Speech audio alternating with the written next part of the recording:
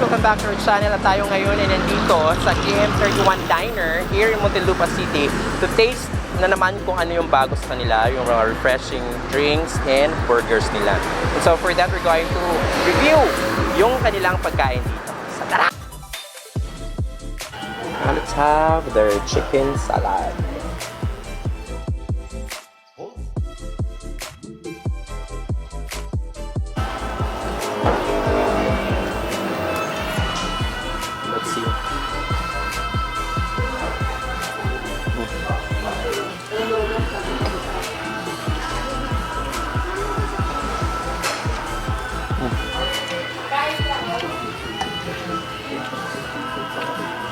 In fairness guys, yung sauce nila.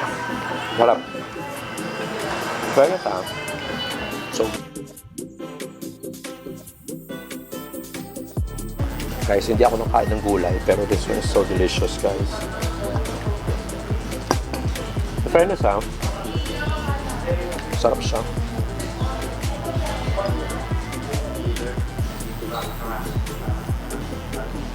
And ilalagay namin lahat ng mga prices dito sa description and also doon mismo sa mga ano niya. Link below. Luto road.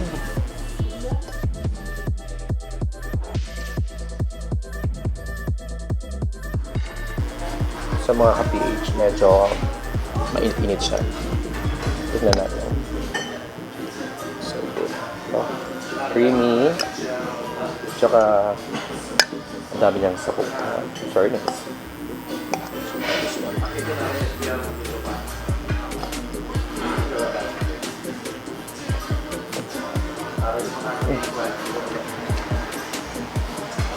It's so good. Ang sarap niya. Yung tama lang yung yung nilagay nilang mga cream and other spices na nandito. Sarap yung fairness.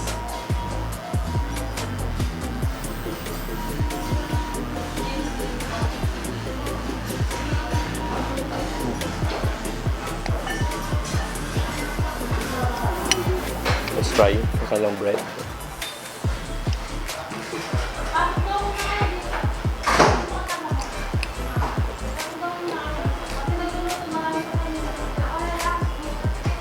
Oh, yun.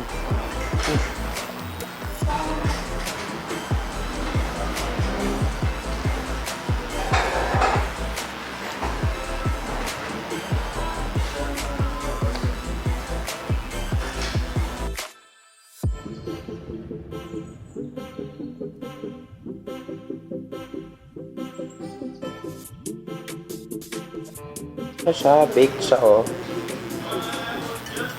Yun nga, oh, parang makikita niyo siya. Para siyang lasagna style na naka-bake siya.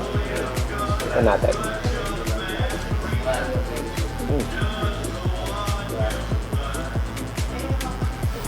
Ang fairness of tender ng chicken.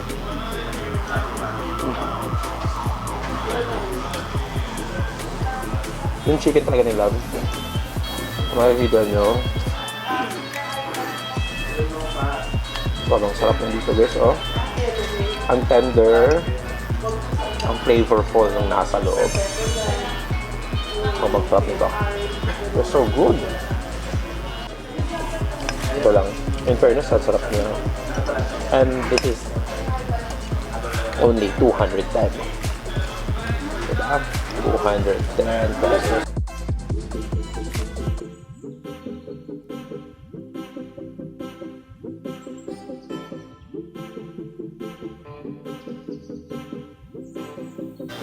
Guys, we have the burger, the Audrey Hepburn. This is only 170 pesos. Served burger and fries. So for that, we're going to taste muna the fries. So medyo hindi na siya, hindi niya. Sorry. Yung fries, ang sarap niya. Anong kulang dito? The dip. Plus lang dip, guys. Pero this one is okay. Kahit wala naman siya medyo, kailangan ng dip. Yung naman niya, ang sarap. Ang sarap nito. Siyempre, alcohol naman ako, guys.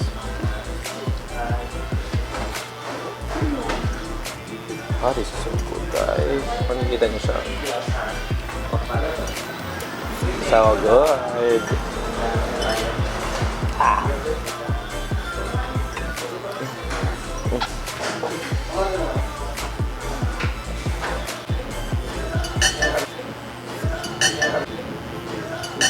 Guys, the every herb good. This one so tasteful, flavorful. Ate, siksik-liglig. Sarap.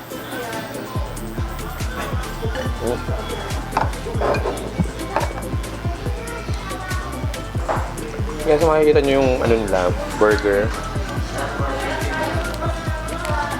Talagang makikita sa loob talaga. Siksik-liglig talaga siya.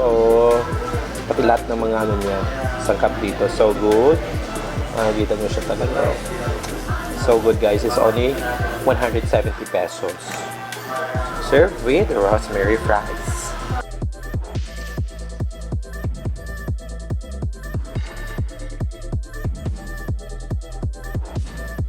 So next, guys,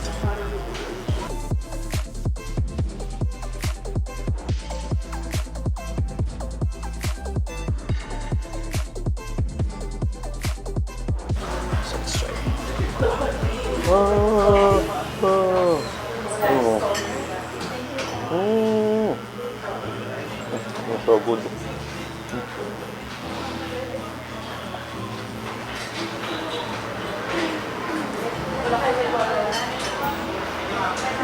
This is so heaven.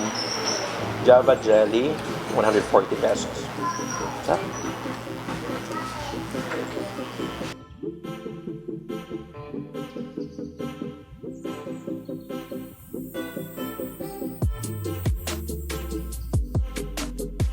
So next, guys, we have the milkshake strawberry. It's only 140 pesos.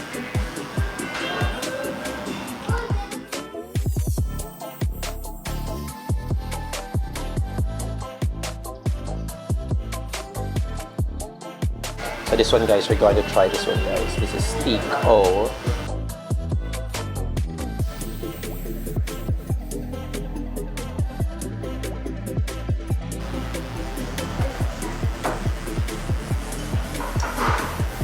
Para siyang strawberry lang talaga na inano mo lang, ginawa mong milkshake. Sobrang lasa. So next, mga PH, we're going to have the ribeye steak. This one.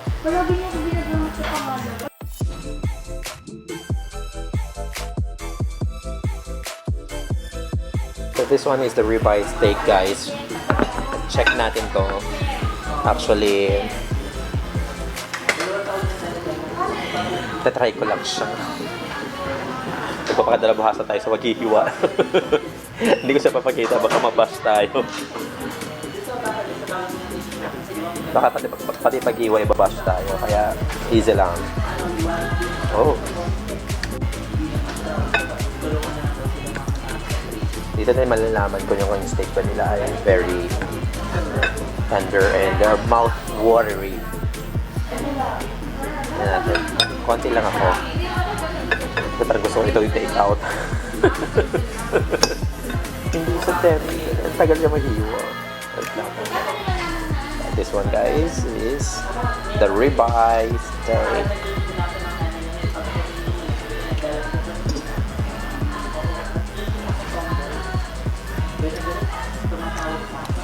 Harap niya. Tsaka yung loob talaga niya, talagang very tender at very malasa talaga siya, guys. Ang tawag dito ay half cook. Ayan siya, Sobrang sarap niya. Very tender yung nasa loob niya. Sarap.